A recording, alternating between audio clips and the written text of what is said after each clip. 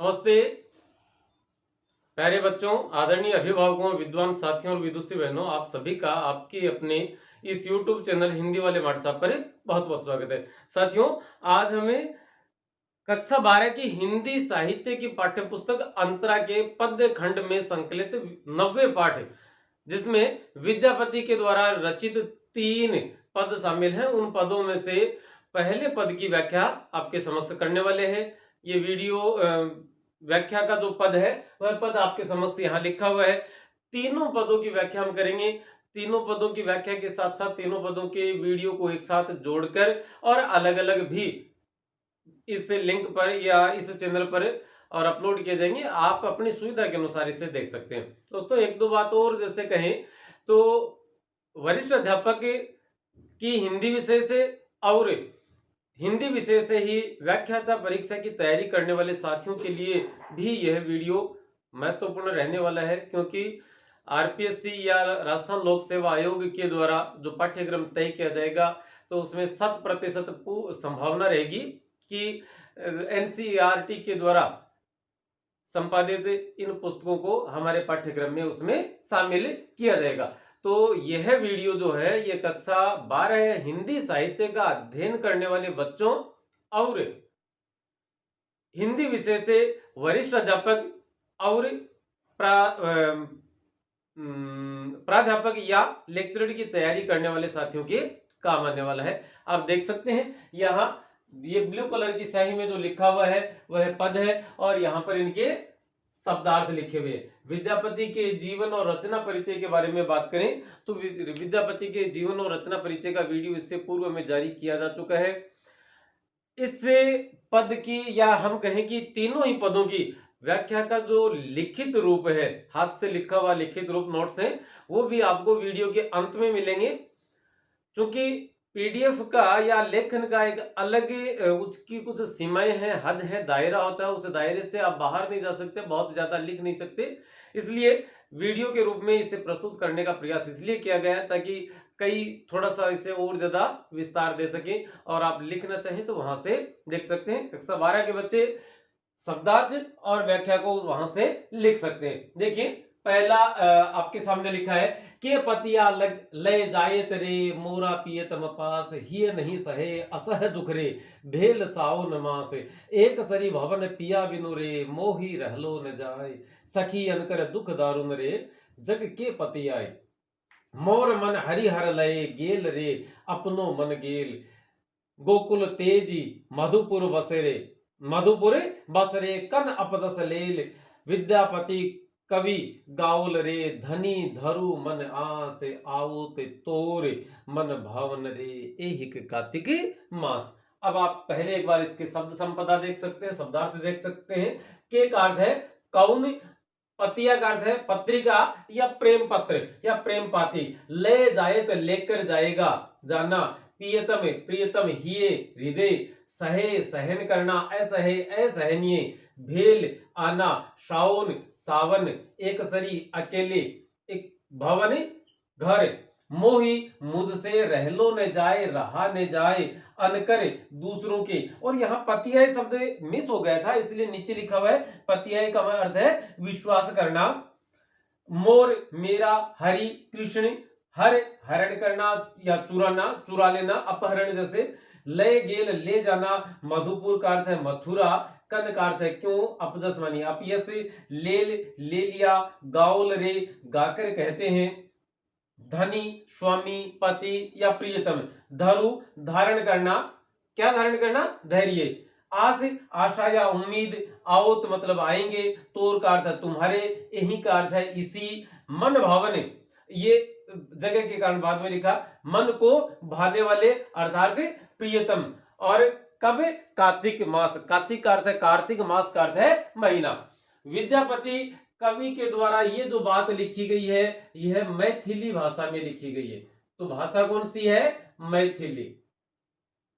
और किस रचना से लिया गया है, तो इसे पदावली से संकलित किया गया है। विद्यापति के द्वारा रचित एक ग्रंथ है पदावली। उस पदावली में स्थानीय भाषा या देश भाषा में और उनके द्वारा साहित्य रचना की गई। तो उस में पदावली से मैथिली भाषा में लिखे हुए 3 पद हमारे पाठ्यक्रम में संकलित है। पहला पद आपके सामने, तो यहां देखिएगा क्या होता है कि एक नायिका है और एक उसकी सखी है। नायिका अपनी सखी से कहती है कि पतिया ले जाए तेरे मोर प्रियतम पास। के का अर्थ हमने वहां लिखा है कौन। तो नायिका अपनी सखी से कहती है, हे सखी, ऐसा कौन है जो मेरे प्रियतम के पास मेरी प्रेम पत्रिका लेकर जा सके, कि मेरी प्रेम पत्र को लेकर मेरे प्रियतम तक जा सके। ऐसा क्या कोई है ये नहीं सहे असह दुख रे, कि हृदय नहीं सहन कर पा रहा है असहनीय इस दुख को, कि मेरा हृदय इस असहनीय दुख को सहन नहीं कर पा रहा है। भेल सावन मास, से भरे सावन के महीने में, सावन के इस महीने में इस असहनीय दुख को मेरा हृदय सहन नहीं कर पा रहा है अथवा असमर्थ है। एक सरी भवन पिया बिनु रे, कि ये जो भवन है ये पिया के बिना, प्रियतम के बिना क्या हो गया है, एक सरी ये जो भवन है ये खाली हो गया है प्रियतम के बिना। अब रिक्त हुए इस भवन में मुझसे अकेले रहा नहीं जाता है। मोही रहलो न जाए, मुझसे रहा नहीं जा रहा है। सखी अनकर दुख दारुने रे जग के पतियाए, कि हे सखी, यह जो प्रेम का दुख है यह बड़ा ही अनकर है। अनकर का मतलब ये हे सखी, यह जो प्रेम का दुख है ये बड़ा ही दारुण होता है। और जग दूसरों के, अनकर का अर्थ है दूसरों के, अनकर का अर्थ यहां लिखा दूसरों के, कि यह जग अनकर दूसरों के दुख पर क्यों विश्वास करने लगा। अर्थात इस प्रेम का जो दुख है वह तो वही व्यक्ति समझ सकता है जिसने इस दुख को झेला है या सहन किया है या जो इस दुख में जल रहा है। मोर मन हरि हर लय गेल रे अपनो मन गेल, कि मेरा मन, मोर मन मतलब मेरा मन, हरि का अर्थ है कृष्ण, हरि का अर्थ क्या है, कृष्ण, कि मेरा जो मन है वह हर लिया है अपने पीछे। मेरे मन को कृष्ण ने अपने पीछे हर लिया है या मेरे मन को चुरा लिया है। अपनो मन गेंदरे, कि मेरा मन अब मेरे पास नहीं रहा, वो कृष्ण ने चुरा लिया है। और कृष्ण ने चुरा लिया है इस कारण से कृष्ण ने अपने हरि नाम का हरि उनका जो नाम है उस नाम को भी उन्होंने सार्थक कर दिया है। अर्थात वो भी हरण करने वाले या चुराने वाले बने हुए हैं। गोकुल तेजी मधुपुर बसरे, तेजी का अर्थ होता तजना, त्यागना, छोड़ना, कि गोकुल तज कर मधुपुर बसरे कन अपजस लेल, कि गोकुल को तज कर वो मथुरा, मधुपुर का अर्थ यहां लिखा गया है मथुरा, कि गोकुल को छोड़कर वे मथुरा में जाकर बस गए हैं। रे कन अपजस ले रे, ऐसा इन्होंने क्यों, ये है अपयश, ये है अपयश, या हम कहें कि ये अपमान उन्होंने क्यों अपने माथे, क्यों अपने सिर पर लिया है। विद्यापति कवि गाओल रे, विद्यापति कवि गाकर कहते हैं, क्या कहते हैं, कि इतना सब होने के बाद, ये सब बातें कहने के बाद नायिका की सखी कहती है, विद्यापति कवि गाओल रे धनी धरु मन आस, कि हे धनी, हे नायिका, तुम धरु धारण करो मन आस, मन में एक आशा, एक उम्मीद को धारण करो। आवोत तोर, कि आएंगे तोर तुम्हारे मन भावन रे, मन को भाने वाले, कि तुम्हारे मन को भाने वाले अर्थात तुम्हारे प्रियतम आएंगे यही कार्तिक मास, कि इसी कार्तिक के महीने में तुम्हारे जो पति हैं या प्रियतम हैं या जो मन को भाने वाले हैं या मन को तुम्हें अच्छे लगने वाले हैं वे इसी कार्तिक मास में आएंगे। इसलिए तुम अपने मन में धैर्य धारण करो। हे रे धनी, धनी का अर्थ है नायिका से, कि हम कह सकते हैं कि हे सखी, तुम अपने मन में उम्मीद जगाए रखो, धैर्य धारण करो और उम्मीद जगाए रखो, क्योंकि मुझे पूरा विश्वास है या मैं तुम्हें विश्वास दिलाती हूं कि आवत तोर मन भावन रे, कि तुम्हारे मन भावन, तुम्हारे मन को भाने वाले तुम्हारे प्रियतम आएंगे यही कार्तिक मास। यही का अर्थ होता है इसी, यही का अर्थ क्या है, इसी, कि इसी कार्तिक मास में या इसी कार्तिक महीने में वे अवश्य आएंगे, ऐसा मुझे विश्वास है, इसलिए तुम्हें धैर्य धारण करो। ये तो था, ये तो थी इसकी व्याख्या। अब विशेष में हम लिखेंगे, विशेष में क्या लिखेंगे कि सबसे पहले तो भाषा कौन सी है, मैथिली है। इसके बाद में वियोग श्रृंगार रस का वर्णन हुआ है। कौन से रस का वर्णन है, वियोग श्रृंगार रस। श्रृंगार शब्द इस प्रकार से लिखा जाता है, इस बात को आप गांठ बांधने में इसकी वर्तनी शुद्ध लिखना शुरू कर देवे, क्योंकि बहुत बार ऐसा देखा जाता है कि श्रृंगार श्रेय बना देते हैं और उसके नीचे री की मात्रा लगा देते हैं और फिर ये श्रृंगार लिखते हैं। ये पूर्णतया अशुद्ध शब्द है। तो मैथिली भाषा है, वियोग श्रृंगार रस है, और विरह वेदना का वर्णन या नायिका के या राधिका के विरह वेदना का वर्णन यहाँ किया गया है। इसके साथ ही हरि हर में अनुप्रास अलंकार माना जाएगा और धनी धरु में भी अनुप्रास अलंकार माना जाएगा, इस प्रकार से। और इसके साथ ही साथ आप एक बात और लिख सकते हैं कि कोमल कांत, बहुत ही, क्योंकि जहां प्रेम का वर्णन होता है वहां कोमल कांते पदावली मतलब शब्दावली प्रयुक्त की जाती है। मैथिली भाषा है, वियोग श्रृंगार रस है, कोमल कांत पदावली है, और धनी धारू में अनुप्रास अलंकार है, हरिहर में अनुप्रास अलंकार है, और हम कहें तो कोमल कांत पदावली और विद्यापति के द्वारा रचित पदावली नामक के ग्रंथ से इसे लिया गया है और विरह वेदना का वर्णन किया गया है। तो अब चलते हैं दूसरे पद पर। नमस्ते, एक बार फिर से आपका स्वागत है आपके अपने इस YouTube चैनल पर। साथियों, हमने कक्षा 12 की हिंदी साहित्य की पाठ्य पुस्तक अंतरा के पद्य खंड के 90वें पाठ है, 90वें अध्याय, जिसमें विद्यापति के द्वारा रचित पदावली में से 3 पद लिए गए हैं या संकलित किए गए हैं, उन पदों पर बात कर रहे थे। पहला पद आप दूसरे वीडियो में देख सकते हैं और यह है इसका दूसरा पद है।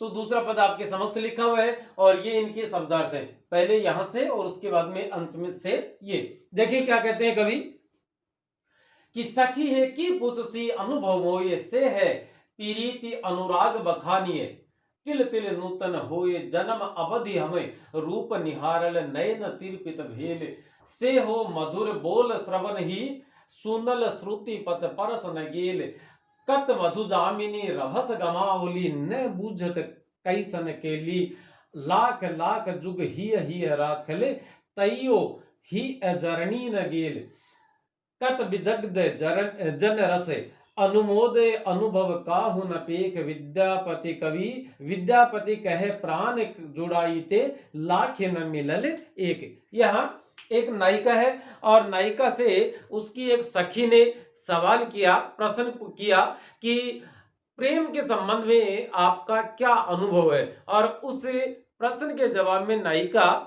जो जवाब देती है उसी बात को विद्यापति ने मैथिली भाषा में और अपनी बात उस नायिका के जवाब को मैथिली भाषा में यहाँ लिखा है। देखें शब्द संपदा या शब्दार्थ देखते हैं। की पूछसी का अर्थ है क्या पूछोगी, अनुभव मोय मेरे अनुभव, प्रीति का अर्थ प्रीति, अनुराग का अर्थ प्रेम, बखानीय का अर्थ है वर्णन योग्य, तिल तिल का अर्थ है पल पल, नूतन का अर्थ नवीन या नया, जन्म अवधि मतलब जीवन भर, निहारल निहारना देखना, नयन आंख, तिरपित तृप्त या संतुष्ट, तृप्त का अर्थ एक और क्या है संतुष्ट भी है, कि वह आत्मा जैसे खाना बहुत अच्छा था और खाने के पश्चात कोई कहे कि आत्मा तृप्त हो गई, मतलब संतुष्टि मिल गई। मधुर बोल प्रिय वचन, श्रवण ही कान या श्रवण इंद्रिय, सुनल सुनना, श्रुति पथ या श्रुति, इस श्रुति का अर्थ ये शुद्ध रूप ये है कानों के रास्ते, मधु जामिनी मधुर यामिनी अर्थात मधुर मिलन की रातें, रभस काम क्रीड़ा, आमोद प्रमोद, गमावली गमावना, केली का अर्थ है आग, जुग का अर्थ है युग, हिय का अर्थ है हृदय, जरनी का अर्थ है जुड़ना, कत का अर्थ है कितने ही, विदग्ध का अर्थ है विदग्ध या सुजान रसिक, रस का अर्थ प्रेम रस, अनुमोदय का अर्थ प्राप्त करना, पेक का अर्थ परिभाषित करना, प्राण का अर्थ प्राण, जुड़ाइते का अर्थ जुड़ाने वाला, लाखे न मिलल एक, मतलब लाखों में एक का भी नहीं मिलना। कवि विद्यापति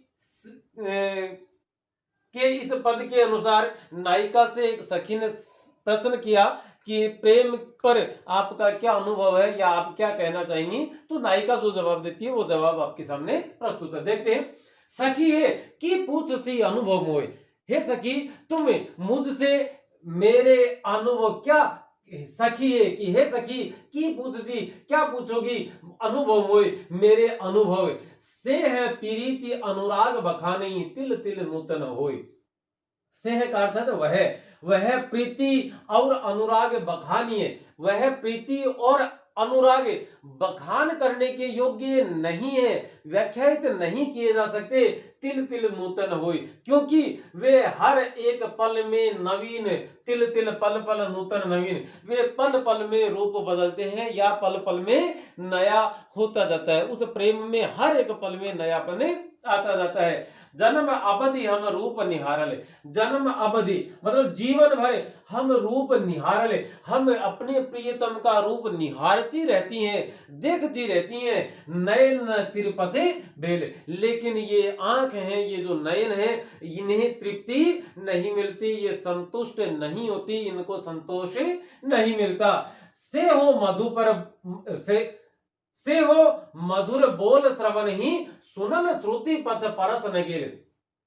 वही मधुर वचन श्रवण ही, कानों ने सुनल श्रुति पथ, कानों ने सुने श्रुति पथ, कानों के रास्ते, कानों के रास्ते ये उनके जो मधुर वचन है, ये पता नहीं कितनी ही बार सुने गए हैं। श्रवण ही परस न गेल, लेकिन ये जो कान है, ऐसा लगता है उन्हें, कानों को ऐसा लगता है कि जैसे उन्होंने कभी स्पर्श ही नहीं किया है।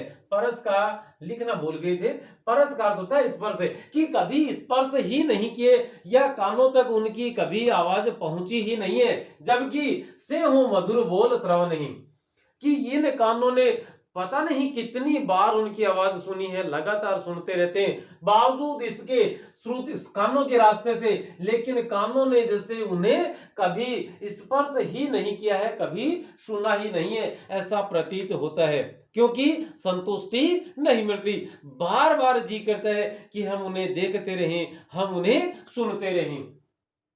कत मधु जामिनी रभस गमावली, कि कत का अर्थ है कितनी ही, कत का अर्थ है कितनी ही, कि कितनी ही मधुर रातें, यहां लिखा नहीं, कत का अर्थ है कितनी ही, कितनी ही मधुर रातें, कितनी मधुर, जामिनी का अर्थ तो यामिनी मतलब रात्रि, कितनी ही मधुर रातें रभस आमोद प्रमोद में, काम क्रीड़ा में, गमावली गंवा दी है या उनके साथ व्यतीत कर दी है। गमावली का अर्थ गंवाना भी है और व्यतीत करना या बिताना भी है, कि कितनी ही रातें पता नहीं अपने प्रियतम के साथ हमने मधुर रातें बिता दी हैं, न बुझल कैसन केली, लेकिन पता नहीं ये जो आग है, ये केली का अर्थ है आग, ये आग पता नहीं कैसे बुझेगी या क्यों नहीं बुझ रही है।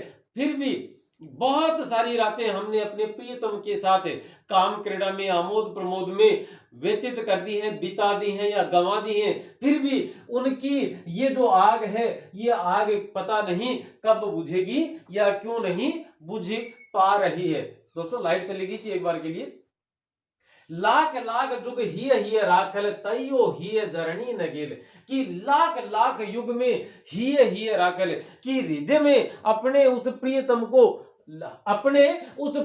को ही लाखों युगों तक अपने हृदय में रख लिया, इसके बावजूद तैयो ही जरनी न गेल, लेकिन फिर भी यह जो हमारा हृदय है ये उनसे जोड़ नहीं पाया है। जरनी का अर्थ जोड़ना, फिर भी ऐसा लगता है कि हमारे अंदर अभी वह जुड़ाव नहीं आया है। लाख लाख जुग ही राखल, कि लाख लाख युगों तक हृदय में उन्हें हमने रखा है प्रियतम को, तैयो ही जरनी न गिर, फिर भी यह हृदय उनसे जुड़ नहीं पाया है। कत विदग्ध जन रस अनुमोदे, अनुभव काहू न पेख, मुझे बहुत सारे ऐसे विदग्ध प्रेम में जले हुए, विदग्ध का अर्थ होता है वैसे जले हुए, विदग्ध मतलब जले हुए, और किस में जले हुए, बात प्रेम की कर रहे हैं तो प्रेम में जले हुए, कितने ही जन, कैसे विदग्ध, प्रेम में जले हुए कितने ही जन मुझे मिले हैं, लेकिन रस अनुमोदे, जो प्रेम रस का अनुमोदन कर चुके हैं या प्राप्त कर चुके हैं, अनुभव काहू न पेख, लेकिन उनमें से भी कोई भी व्यक्ति ऐसा नहीं मिला जो उसे अनुभव को व्याख्यायित कर सके, उसे परिभाषित कर सके, उसकी परिभाषा दे सके प्रेम की, ऐसा मुझे आज तक कोई भी नहीं मिला है। विद्यापति कहे प्राण जुड़ाई ते लाखे न मिलल एक, विद्यापति कवि कहते हैं कि लाखों में हमें एक भी ऐसा नहीं मिला है जो ये बात कह सके कि मेरे प्राण उनके साथ जुड़े हुए हैं, और अब यदि वो नहीं भी है तो हमें कोई फर्क नहीं पड़ता। नहीं, ऐसा कभी नहीं हुआ, लाखों में भी एक व्यक्ति ऐसा नहीं मिला है। सभी जो भी प्रेम करते हैं एक दूसरे से, वो चाहते हैं, वो कहते हैं, या उनकी इच्छा रहती है कि हम बार बार उन्हें देखते, सुनते और उनके साथ समय व्यतीत करते रहें, ताकि हमारा जो प्रेम है, क्यों वो नित्य नए रूप में आता रहता है, हर एक पल में वह नया रूप धारण करता है, इसलिए संतुष्टि नहीं मिल पाती है। और वो जो आंखें हैं, जैसे यहाँ देखो, यहाँ आंखें तृप्त नहीं होती, यहाँ कान तृप्त नहीं होते, यहाँ हमने खूब सारी रातें उनके साथ बिता दी, उनके सानिध्य में बिता दी, लेकिन हमारा हृदय है, वो हृदय अभी तक, और हम कहें कि संतुष्टि नहीं हो पाया है। लाखों लाखों युगों तक, यहाँ लाखों लाखों अतिशयोक्ति अलंकार हो जाएगा, लाखों लाखों, और पुनरुक्ति प्रकाश हुई, लाखों लाखों युगों तक अपने हृदय में हमने उन्हें रखा है, तैयो ही जरनी न गेल, लेकिन फिर भी यह हृदय उनसे जुड़ नहीं पाया, ऐसा लग रहा है जैसे अभी भी मध्य में कोई दूरी बनी हुई है। कितने ही विदग्ध जन मिले हैं ऐसे, जो जिन्होंने प्रेम रस को प्राप्त किया है, लेकिन उनमें से कोई ऐसा नहीं है जो अपने अनुभव को पेख सके या व्याख्यायित या परिभाषित कर सके। अर्थात ये जो प्रेम है, यह वर्णनातीत है, मतलब इसका वर्णन नहीं किया जा सकता। विद्यापति कहे प्राण जुड़ाई ते लाखे न मिलल एक, विद्यापति कवि कहते हैं कि लाखों में एक भी ऐसा नहीं मिला जो इस बात का दावा कर सके कि हमारे प्राण उनसे जुड़ चुके हैं, अब हमें वो नहीं भी हो तो कोई फर्क नहीं पड़ता, ऐसा कभी नहीं हुआ है। तो दोस्तों, ये इसकी व्याख्या थी। विशेष के रूप में हम लिखेंगे, भाषा मैथिली है, वियोग श्रृंगार रस है,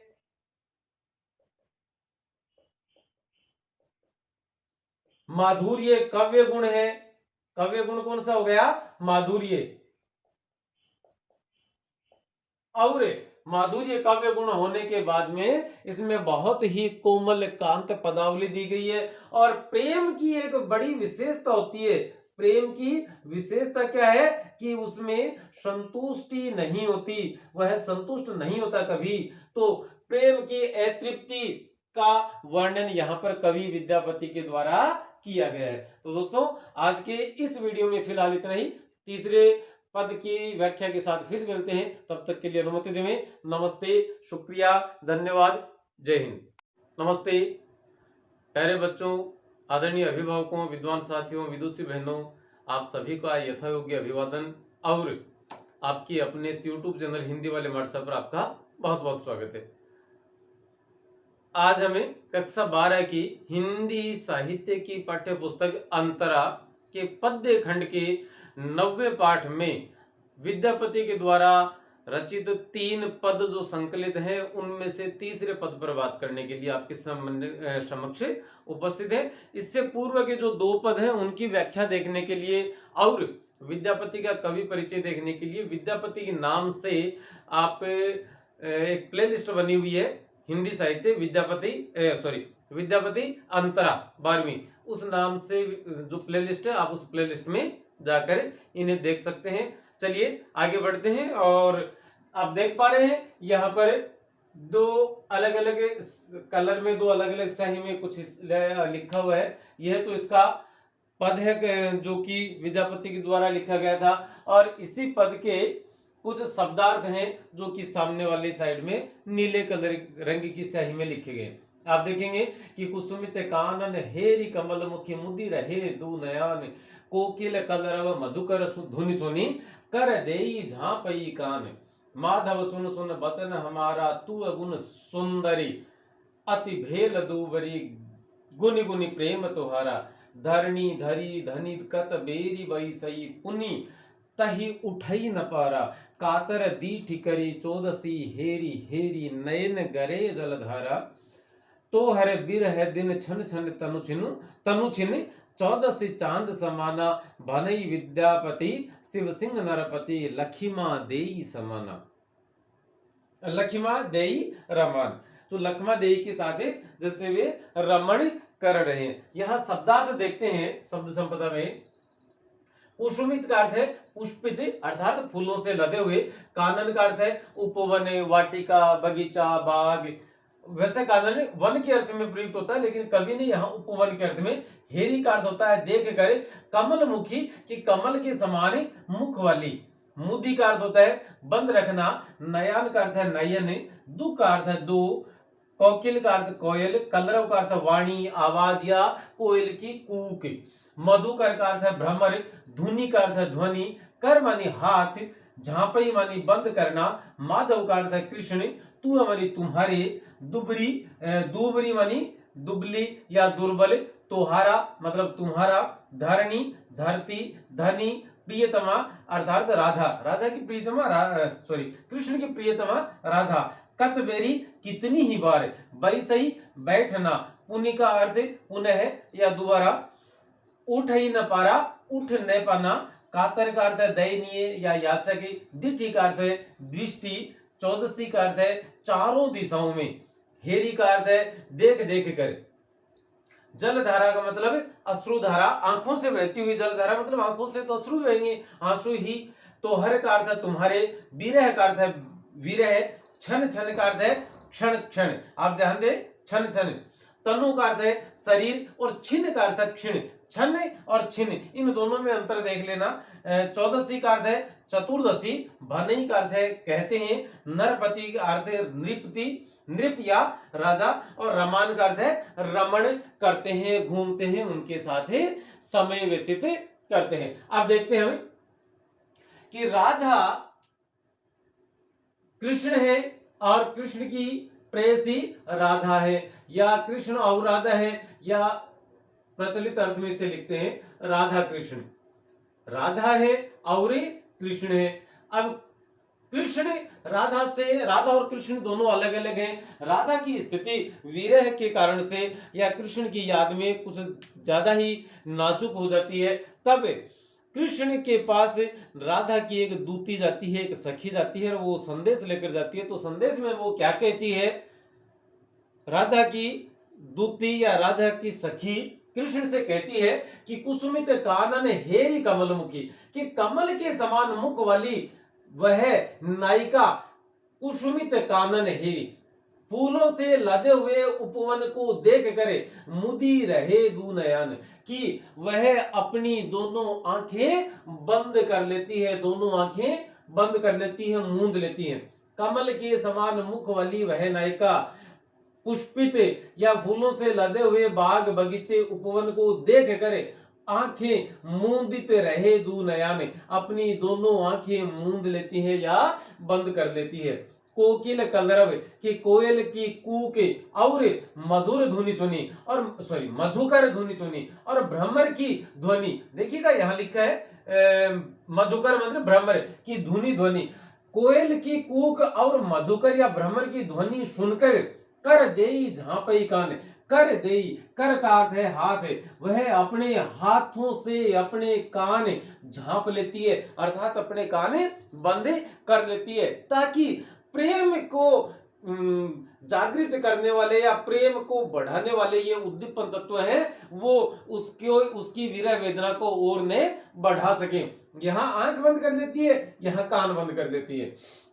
आगे नायिका कहती है, माधव सुन सुन वचन हमारा, कि हे माधव, हे कृष्ण, हमारे वचन आप सुनिए तो सही, आप हमारे वचन सुनिए। तू गुण सुंदरी अति भेल दुबरी, कि तुम्हारे गुण गाने वाली या तुम्हारे गुणों पर मोहित होने वाली वह मुग्धा नायिका, तुम्हारे गुणों पर मुग्ध होने वाली वह मुग्धा सुंदरी। सुंदरी का अर्थ यहाँ पर नायिका से है।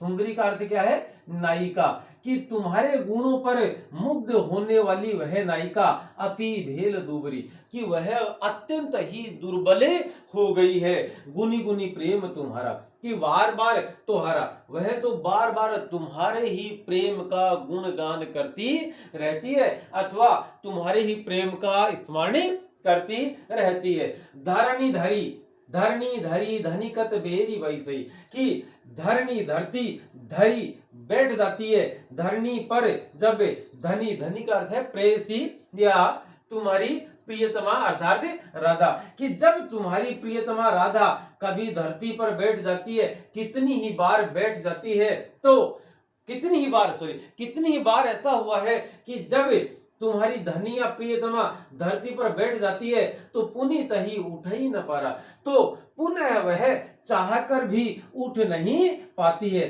पुनीत ही, चाहकर भी उठ ही न पा रहा, वह उठ नहीं पाती है, अर्थात वह अत्यंत ही दुर्बल कृशकाय हो गई है, बहुत ज्यादा दुबली हो गई है।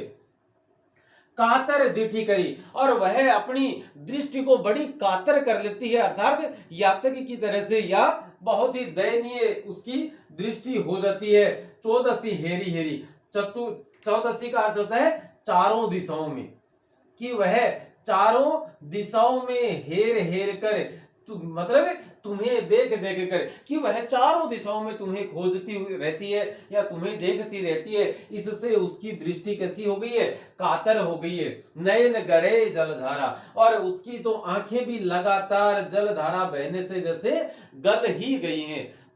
जलधारा मतलब अश्रुधारा या आंसू लगा, तुम्हारे न होने से या तुम्हारा सामीप्य न मिलने से, और वह विरह वेदना में जलती है, और विरह वेदना के कारण से उसकी आंखों से आंसू लगातार बहते रहते हैं, इससे उसकी आंखें भी गल गई हैं। तो हर विरह दिन छन छन तनु छिन, कि तुम्हारे विरह के कारण से दिन दिन प्रतिदिन, दिन का अर्थ है दिन के प्रति क्षण, कि एक एक क्षण में तनु शरीर छिन क्षीण, क्योंकि उसका शरीर है वह बार मतलब हर एक पल में क्षीण होता जा रहा है, अर्थात कमजोर होता जा रहा है। चौदसी चांद समाना, जैसे चतुर्दशी या चौदस, आप मारवाड़ी में तो चौदस कहा, लेकिन चतुर्दशी, कि जैसे अमावस्या की ठीक पहले वाली रात में चांद बहुत थोड़ा सा यूं दिखाई देता है, उसी के समान, क्योंकि अमावस्या को तो क्या होगा, चांद दिखाई नहीं देगा, तो चतुर्दशी में जब थोड़ा सा चांद दिखाई देता है तो उस थोड़ी से आकार की वह नायिका हो गई है, अर्थात वह बहुत ज्यादा दुर्बल या कमजोर एकदम चतुर्दशी के चांद के समान हो गई है, और कल को शायद वह और भी एकदम से ही खत्म हो जाए, जैसे अमावस्या की रात में चांद हो जाया करता है। तो वह क्यों हो रही है? कृष्ण, हे कृष्ण, वह तुम्हारे प्रेम के कारण से या तुम्हारे विरह के कारण से चतुर्दशी के चांद के समान ही हो गई है। आगे कहते हैं, भनई विद्यापति शिव सिंह नरपति लखिमा देई रमन। कवि विद्यापति कहते हैं कि मिथिला के राजा शिव सिंह, राजा नृपति का मतलब होता है नृप या नर में पति या स्वामी है जो है, अर्थात राजा, कि नरपति शिव सिंह, मिथिला के राजा शिव सिंह है, वे अपनी लक्ष्मणा देवी नामक रानी के साथ रमण करते हैं या उनके साथ घूमते, उनके साथ समय व्यतीत करते हैं। जबकि इधर राधा कृष्ण के अभाव में या कृष्ण के न होने का दुख लगातार झेलती चली जा रही है। तो दोस्तों व्याख्या तो यह थी। और अब हम बात करेंगे इनकी विशेष में। यदि हम बात करें तो विशेष में सबसे पहले एक तो थी मैथिली भाषा है, भाषा मैथिली, काव्य गुण माधुर्य।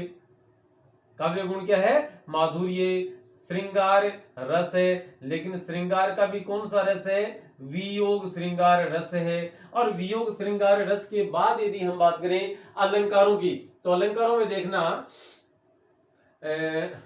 एक तो कमलमुखी और एक यहाँ 14 से चांद समाना, इन दोनों में ही उपमा अलंकार है। कौन सा अलंकार है? उपमा अलंकार यहाँ माना जाएगा। इसमें भी आप उपमा कर लेवें।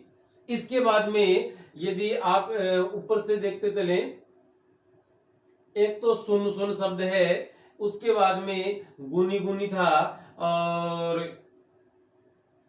इसके बाद में हेरी हेरी है, उसके बाद एक छन छन था।